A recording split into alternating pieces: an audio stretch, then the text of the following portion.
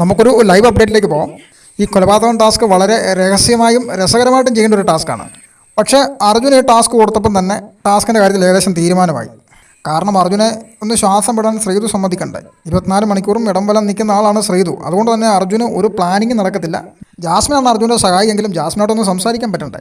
Jasmine ഇടയ്ക്കിലേക്ക് Arjun സംസാരിക്കാൻ ചെല്ലുമ്പം ശ്രീതു പുറകെ ചെല്ലും. അതുപോലെ ഫോൺ വിളിക്കാനായിട്ട് ബാത്റൂമിലേക്കോ ഏതെങ്കിലും ഒഴിഞ്ഞ കോണിലേക്ക് പോകുമ്പോൾ ആ പുറകെയും ശ്രീതു ചെല്ലും. ഏകദേശം ശ്രീതുവിന് മനസ്സിലായി അർജുൻ തന്നെയാണ് കൊലയാളിയെന്ന്. അതുകൊണ്ട് തന്നെ ഈ ടാസ്കിൻ്റെ സസ്പെൻസ് ആദ്യമേ പൊളിഞ്ഞിട്ടുണ്ട്.